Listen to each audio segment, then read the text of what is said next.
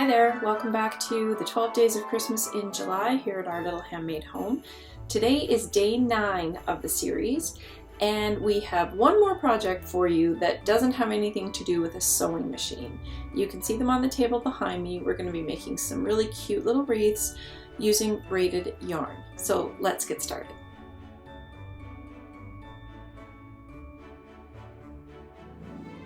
So before we get started making the wreath, let's take a quick look at the supplies that we're using today. I have this gorgeous mossy green yarn, which is quite thick. It is a respun thick and quick yarn from the Lion brand. This is a super bulky number 6. So if you're going to try and repeat this design, you'll want to look for this, the number 6. I have an 8-inch wire wreath frame, which I got these at the dollar store in a set of 2. I have some floral wire, my snips, and a pair of scissors. And that's pretty much all you need for this wreath. So here's how I like to get started with this one. What I do is I unwind a length of yarn, say roughly 10 feet. Anything longer than that is going to tangle as you're trying to braid it. So once I have my 10 feet, I cut that and then cut 2 more lengths of that. So once you have your lengths of yarn,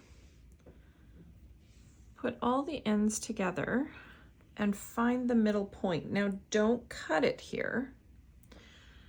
So if this is my middle point, what I'm going to do is I'm actually going to feed this end through this top section, okay, this top half of the wreath.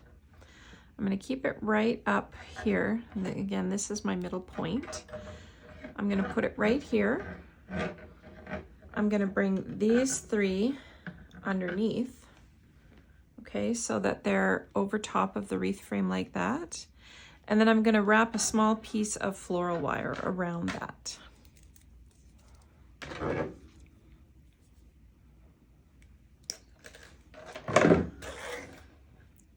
So it's just a short piece, and I want to keep all of these together.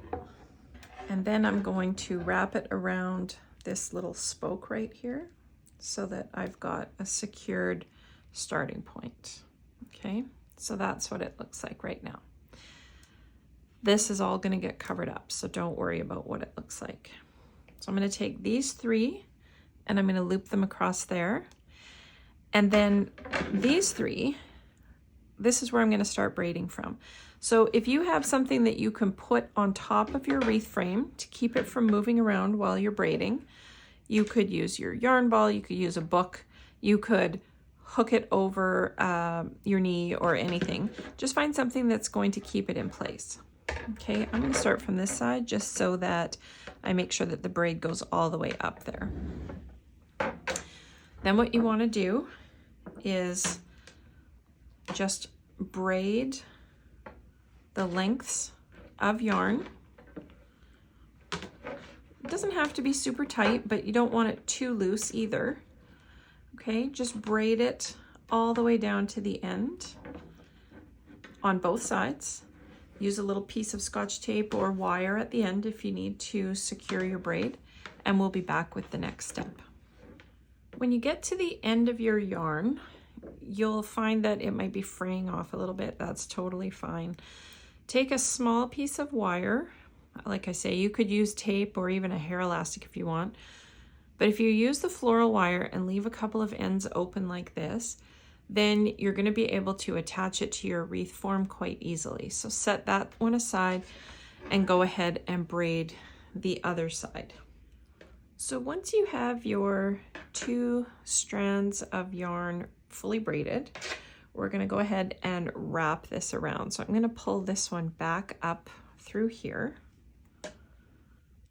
And I'm going to keep this one off to the side, okay? So this one's just going to go here, and we're just going to wrap. We're going to wrap it right around. wrap it to this side. And then wrap it as tightly or as loosely as you like. Obviously, if you wrap it too loose, you're gonna have gaps, but if you wrap it too tight, you're gonna have to use twice as much yarn. So really, you can decide how you want it to look. What I like to do is to just kind of loop a bunch of it over and then start moving it in to see how the coverage is and how tightly I want to wrap it. I like a fairly tight wrap on here, but as I say, you can do it however suits your taste. So we're just going to keep wrapping around.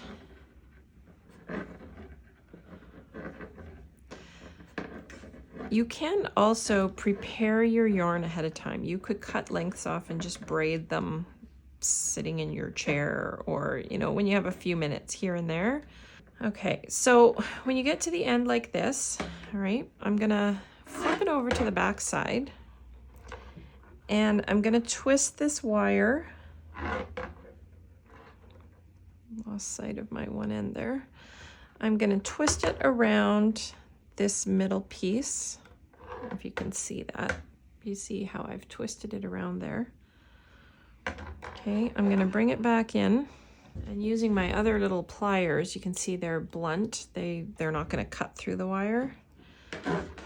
I'm going to twist these two wires together to get it secure onto the frame. And they can be a little tricky if your wires are not long enough on the ends. It just has to hold it in place. Okay, and then trim some of these loose ends off. And just tuck the rest of them inside the wreath, like that. Now you don't have to worry about that moving around too much because we are going to, of course, be putting the next layer of yarn on there. And then follow the same pattern on this side. In this case, I'm going to pull this through, because while we might notice that little piece of wire ourselves, nobody else is going to. So just go ahead and wrap that around. And when you reach the end of this one, do the same, just twist it up into place. Make sure that you have the coverage that you want, and then go ahead and braid your next section. Now you can see I used, as I said, I used about roughly 10 feet or so. So I'm only going to have to do this, I would say, 2 more times, and I will have enough coverage to move on to the next step. So finish wrapping these up, tie them off, do your next set of braiding, and then we'll be back to see how we can finish these off.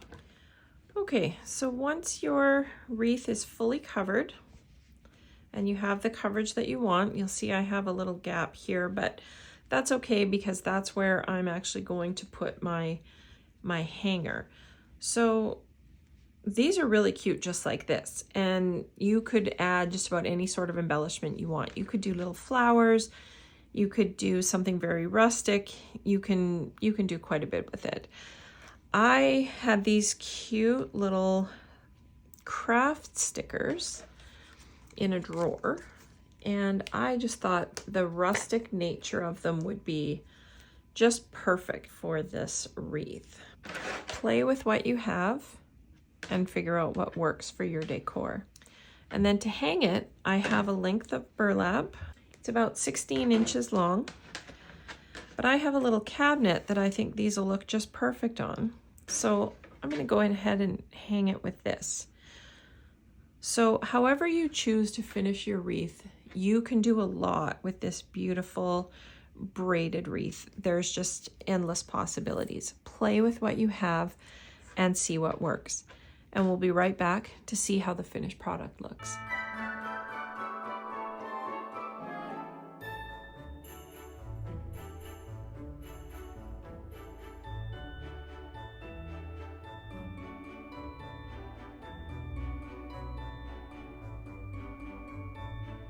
Thanks again for joining me for day 9 of the 12 Days of Christmas in July. I hope you enjoy your wreaths as much as I'm going to. As always, any links that I have for you are going to be down below. And I'll make sure to link to days 1 through 8 of the 12 Days of Christmas as well, just in case you're not caught up.